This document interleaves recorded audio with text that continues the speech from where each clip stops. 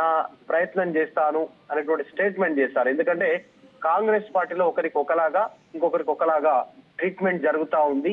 ఇప్పుడు ఎగ్జాంపుల్ అంతే స్థాయి సీనియారిటీ ఉన్నటువంటి నన్ను అవమానానికి గురి చేస్తున్నటువంటి పరిస్థితి ఉంది. కనీసం పట్టించుకోలేదు పార్టీ పదే పట్టించుకోకపోయినా. అదే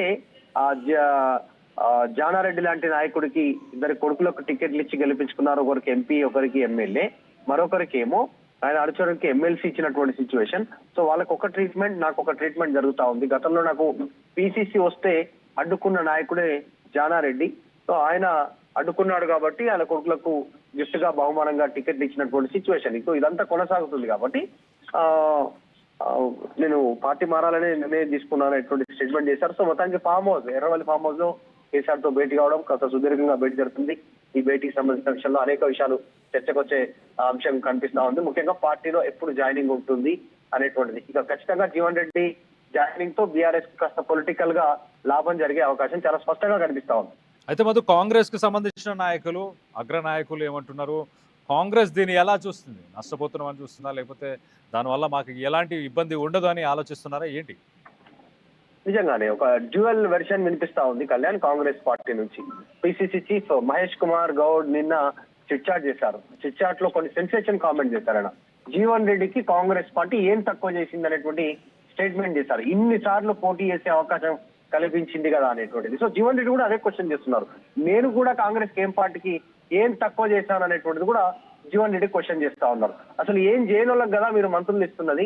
అసలు కాంగ్రెస్ పార్టీ జెండా, కాంగ్రెస్ పార్టీకి సంబంధించిన స్లోగన్ నోటు నుంచి మాట్లాడినటువంటి వారికి కదా మంత్రి పదవులు, ఎమ్మెల్యే పదవులు, మిగతా పదవులు, కార్పొరేషన్ చైర్మన్ పదవులు ఇస్తుంది మీరు కదా. మరి నిజమైన కాంగ్రెస్ కార్యకర్తలకు మీరు ఇస్తున్నటువంటి విలువ ఇదేనా అనేటువంటిది జీవన్ రెడ్డి క్వశ్చన్ చేస్తా ఉన్నారు. సో కాంగ్రెస్ పార్టీలో మరొక నేత వర్కింగ్ ప్రెసిడెంట్ గా ఉన్నారు.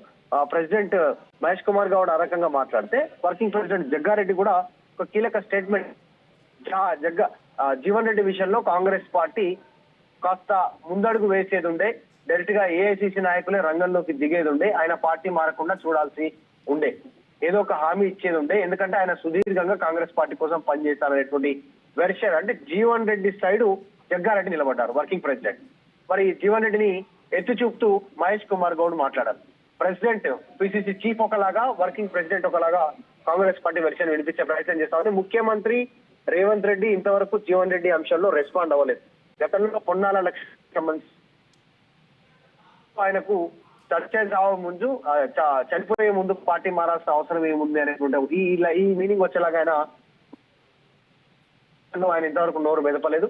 రేపు పార్టీ జాయినింగ్ తర్వాత జీవన్ రెడ్డి అంశం పైన రేవంత్ రెడ్డి రెస్పాండ్ అయ్యేటువంటి అవకాశం అయితే కనిపిస్తా ఉంది. కాకపోతే ఫ్యూచర్ లో రాను రాను సీనియర్లంతా కూడా రేవంత్ రెడ్డి పైన ఆగ్రహంతో బీఆర్ఎస్ వైపు మొగ్గు చూపే అవకాశం ఉందనేటువంటి చర్చ కూడా జరుగుతా ఉంది. ఇప్పుడు ఉన్నటువంటి మంత్రులు కాకుండా సీనియర్ నాయకులు అవకాశం దక్కనటువంటి వాళ్ళు ఏం జరుగుతుందో చూడాలి. ఫ్యూచర్ లో రాజకీయ సమీకరణం మారే అవకాశం ఉంది. జీవన్ రెడ్డితోటే కాదు, జీవన్ రెడ్డితో బీఆర్ఎస్ పార్టీకి వ్యక్తిగతంగా ఎంత లాభం ఉందనేది పక్కన పెడితే, రాజకీయంగా మాత్రం బీఆర్ఎస్ దీన్ని తనకు అనుకూలంగా మార్చుకోవడానికి సిద్ధంగా ఉంది.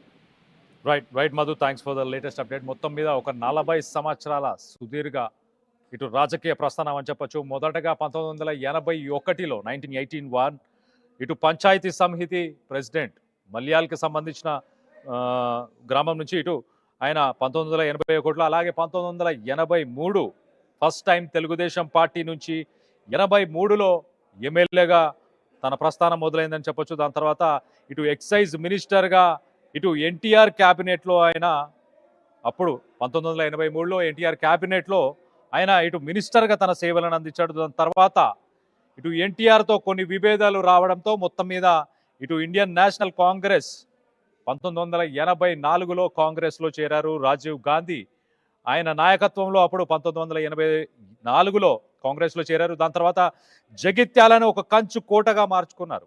6 సార్లు విజయవంతంగా ఎమ్మెల్యేగా గెలిచారు. 1989, 1996, అలాగే 1999, 2004, 2014 మొత్తం మీద ఇటు తెలంగాణ సెంటిమెంట్ పీక్స్లో ఉన్న సమయంలో కూడా ఇటు కాంగ్రెస్ నుంచి జగిత్యాల సీటుని కైవసం చేసుకున్న తర్వాత కూడా మరి 2018 నుంచి 2023 ఒకసారి రాజకీయ ప్రస్థానం మనం చూస్తే కనుక యునైటెడ్ ఆంధ్రప్రదేశ్లో కూడా ఇటు రోడ్స్ అండ్ బిల్డింగ్స్ మినిస్టర్గా 2007 నుంచి 2009 దాకా వైఎస్ వైఎస్ రాజశేఖర్ రెడ్డి హయాంలో ఆయన క్యాబినెట్లో కూడా మంత్రిగా సేవలు అందించారు. దాని తర్వాత 2019 నుంచి 2025 దాకా ఇటు member of Telangana legislative council. 40 సంవత్సరాలు సుదీర్ఘంగా ఇటు రాజకీయ ప్రస్థానం అని చెప్పొచ్చు. ఇటు కేసీఆర్ని కలిసిన తర్వాత ఫామ్ హౌస్లో నిన్న ఒక్కసారి మనం చూస్తే కనుక నిన్న కేటీఆర్ జీవన్ రెడ్డి ఇంటికి వెళ్ళి మరి కేటీఆర్తో పాటు ఇటు మాజీ మంత్రులు గంగుల కమలాకర్, కొప్పులీశ్వర్ వీరందరూ కూడా వెళ్ళినప్పుడు తను ఎంతో ఎమోషనల్గా ఇటు కాంగ్రెస్ పార్టీ గురించి, ఇటు కేసీఆర్తో తనకున్న అనుబంధం గురించి, రానున్న రోజుల్లో ఇటు రాష్ట్రంలో ఎలాంటి మార్పులు చేర్పులు జరగబోతున్నాయన్న దానిపై ఇటు జీవన్ రెడ్డి మాట్లాడిన మాటలు ఒక్కసారి వినే ప్రయత్నం చేద్దాం. కానీ ఇవాళ ఒక విధంగా ఏమనిపిస్తుంది, కాంగ్రెస్ పార్టీతో అనుబంధం తెంచుకున్నా కానీ ఇలా భారతీయ రాష్ట్ర సమితి లాంటి తెలంగాణ రాష్ట్ర ఏర్పాటు సాధన కొరకు ఉద్యమించినటువంటి ఒక నాయకుడు కేసీఆర్ గారి యొక్క నాయకత్వంలో పనిచేసేటువంటి అవకాశం నాకు లభిస్తున్నందుకు real I'm feeling today is the most happiest day in my life. అంటే జీవితం అనేది ఎటు దారి తీసి ఏంటి మనం ఎవరు కూడా ఊహించమని చెప్పారు. ఉమ్మడి కరీంనగర్ జిల్లానే కాదు, తెలంగాణ రాష్ట్రం యావత్తులో కూడా జీవన్ రెడ్డి లాంటి ఒక నాయకుడు కాంగ్రెస్ పార్టీ నుండి దూరం అవుతారని చెప్పి ఎవరు కూడా ఊహించలే చెప్పండి. దాని కారణాలు కూడా మీరు ఊహించి ఉంటారని చెప్పండి. గత 20 మాసాలకి నేను ఏదైతే అంటే ఎదుర్కొంటున్నటువంటి ఒక మానసిక క్షోభ, రాజకీయ పరిస్థితులు అన్ని కూడా తట్టుకొని నిలబడని చెప్పండి. అయినప్పటికీ కూడా ఏదైతున్నదో ఇవాళ నేను తట్టుకొని నిలబడ్డా, కానీ రాష్ట్ర భవిష్యత్తు కూడా ప్రధానం అని చెప్పంటుంది. వీళ్ళ ఆనాడు ఏదైతే 2023 సాధారణ శాసనసభ ఎన్నికల్లో ఒక్కరికి కూడా ఏముంటుందంటే ఇంకా మెరుగైన పాలన కావాలి, ఇంకా మాకేదో భవిష్యత్తు కావాలనుకుంటాం.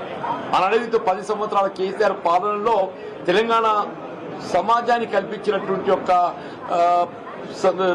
పరిష్కారాలు ఏదైతుందో, అభివృద్ధి ఉందో, ఇంకా మెరుగైన పాలన కావాలని చెప్పి కాంగ్రెస్ పార్టీ మరి మీరు పేర్కొనడం జరిగిందో దాన్ని ప్రజలు ఆకర్షితులైంది.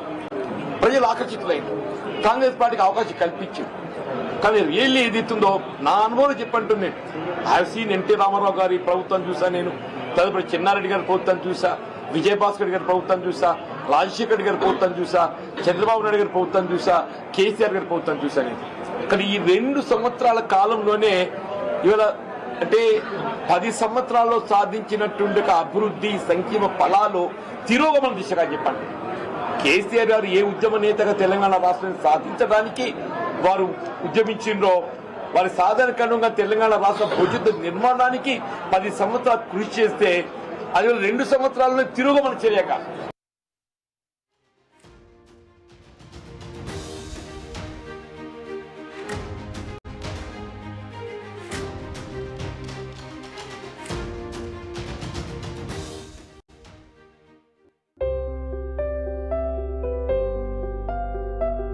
చిన్న చిన్న ఆనందాలు 35 ఏళ్లుగా నా జీవితంలో లేవు.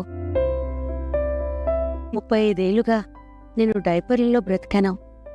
6 సెంటీమీటర్ల ఫిస్టులా నా మూత్రాశయంలో లీక్ కారణమైంది. ఎవరూ నాకు సహాయం చేయలేకపోయారు. ఏఐఎన్యూలో వైద్యులను కలిసే వరకు. అక్కడ వారు రోబోటిక్ శస్త్రచికిత్సతో నాకు పరిష్కారం ఇచ్చారు. వారు నా ఆత్మవిశ్వాసాన్ని కూడా తిరిగిచ్చారు. Precision Care makes it possible. The Center for Robotic Surgery at AINU.